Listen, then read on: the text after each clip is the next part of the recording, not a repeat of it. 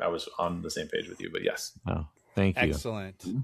So Gabe's talking to Eric Newland. We've got Eric and Norm Nelson from the Paddy Hopkirk Memorial Foundation. They're here talking to us. They're trying to do this very cool thing to help memorialize Paddy Hopkirk. Gentlemen, how are we today?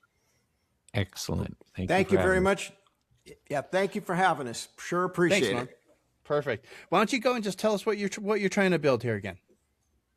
What we're trying to build is a bronze life-size statue of Paddy Hopkirk and his number 37 EJB or 33 EJB Morris Cooper S Mini as it came through the winning thing in the 64 Monte Carlo.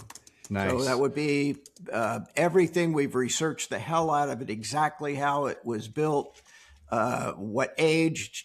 We've even got his shoe size. Paddy's shoe size is everything, and every feature at that age. So we're working at it with a sculptor is world-renowned J. Paul Nessie, is who's we've commissioned to build the statue or sculpture, I should say, monument. Yeah. And we've been working with him, going through thousands of pictures and thousands of everything. It's amazing. And he's an amazing guy. We just did an interview with him. Nice. And it was about an hour and a half trying to explain the process and how this goes by. So that's where we're at this point. I know I can fill in with the rest, but I'm going to pass it along to whoever to fill in some of the blanks. Eric, if you want to step in now. Yeah, well, J. Paul Nessa, he is definitely the right man to do this job. He's been creating beautiful art, bronzes that are really focused upon automotive. He's done legends like Phil Hill. Oh, he's done this kind of stuff. Yeah. Yeah. Really wild stuff. The founder of Bugatti, he's put that together. He's just has a really amazing way of creating a scene that tells a story. Yeah, he does. And the the ideal here is that we want to be able to have this out front of the British Motor Heritage Museum in Gaydon, England. Okay. This is the place where the three cars live today, underneath this beautiful museum. And right now there's no statues out front, so this would be the very first thing a person would be as they're walking in, is being greeted by Paddy and his famous car. And we really would want to see youth walking up to that and going, well, who is this? And that kids would love minis. That would be super cool, and that's a perfect place to put it. So here, cool. we're not gonna drag this out. Let's just go ahead and put the ugly part up front. So you guys are actually running a GoFundMe for this, trying to raise some money to make this happen. So let's talk a little bit about that.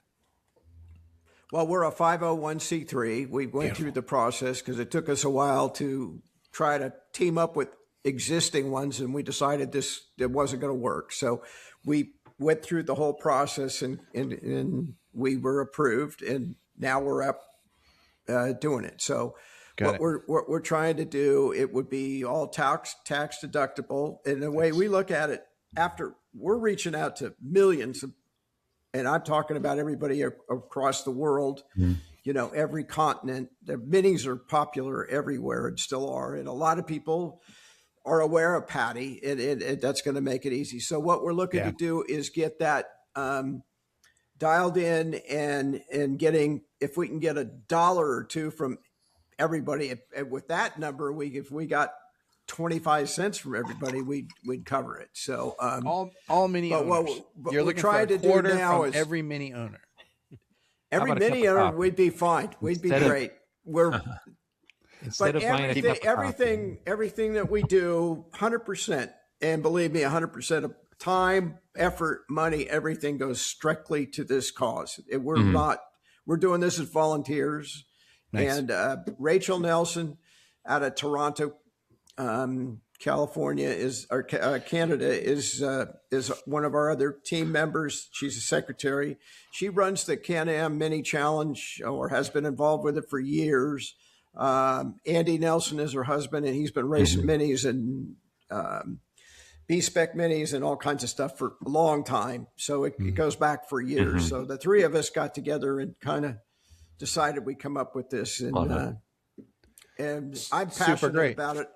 I've been fortunate enough to got to know Paddy over the last 20 years, and it's been amazing. And when he passed, I mean, this came up right away, and we said, we got to do this. So anyway, that's where we're at. Absolutely. When we were looking at this, when he did pass, it was like we immediately thought of everything he gave back to the mini community. We had opportunity to bring him to Mini Meet West, as well as All British Field Meet. He just spent so much of his time giving back, and I saw how he interacted with everyone and how he was very interested. It was not an act; it was genuine. And when his passing, me and Norm and we're chatting about how can we give back to Paddy? He was so generous, and Rachel Nelson, all three of us, we came up with this concept of giving back so people do not forget about this man who really, without him, I don't know how famous the minis would have been initially coming out in 1964. Probably not. Had a hard time selling them. Go ahead. It's interesting. No, it's interesting, Eric. I mean, for one, I want to let you finish your thought, because I think your thought was if we just made coffee at home tomorrow, every one of us, and used that money to throw in, we'd get somewhere fast as a community. And I love that idea. Yeah. But I do want to go. I mean, Paddy Hopkirk is a legend in the annals of Mini as a brand.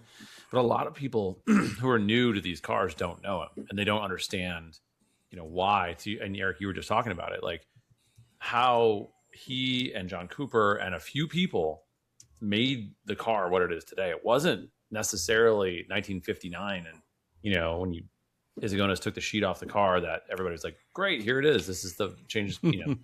This is everything is new now. It was really those folks and what they did racing and what Paddy was able to do, in the Monte Carlo Rally specifically, that did it.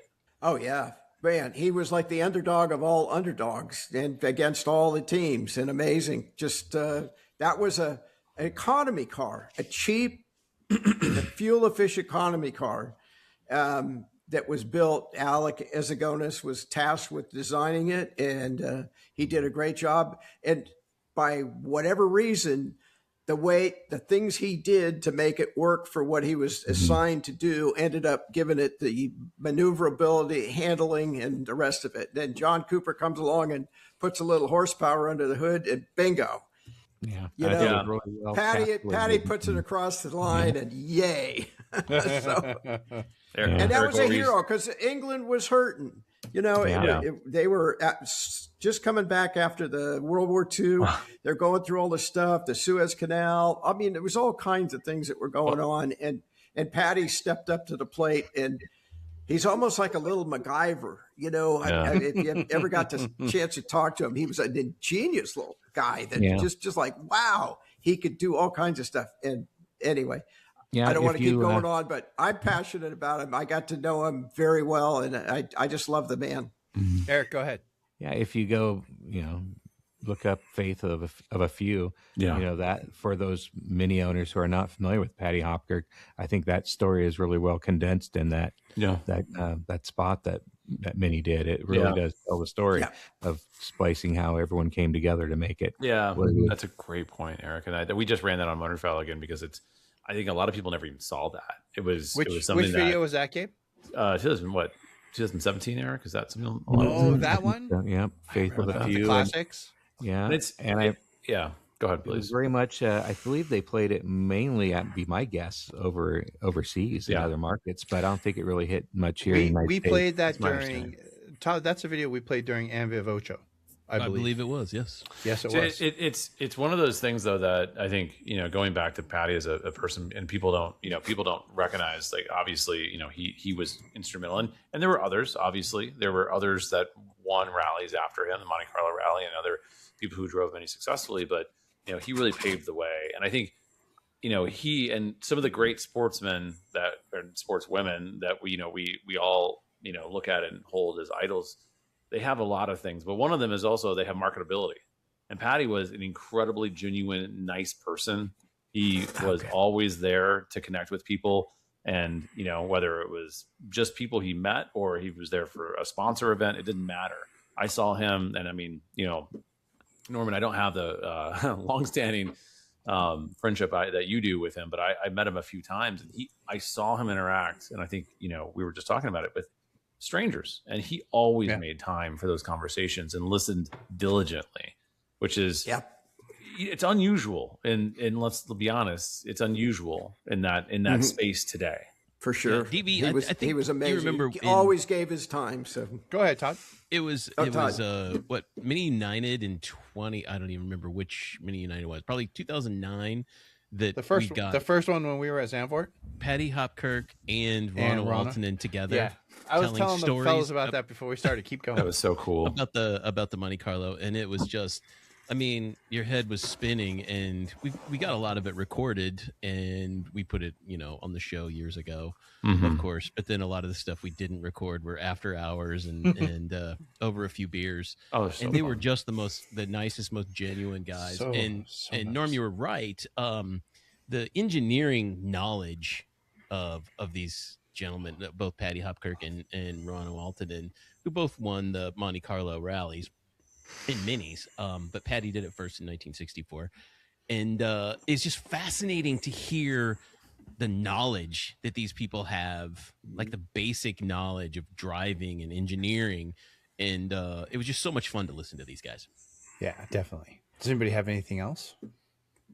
No, I think there's a million things to be said about Paddy Hopkirk. We can talk about Paddy Hopkirk literally for days. I think I'll link up a whole bunch of our interviews that we've done with him in the past. Yeah. And I'll find a nice picture of him. Norm will send me a nice picture to include you read my this mind as well. Tell me I've got a ton on Modern File, and not nearly as much as we should have there, but there's plenty out there. And then of course the website that you all have is really ground zero.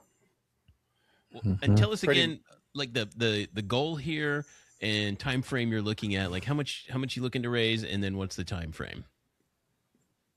Well, we have a short-term goal right now that would be, we're hoping that 27 individuals step up like this week, today, and donate $1,000.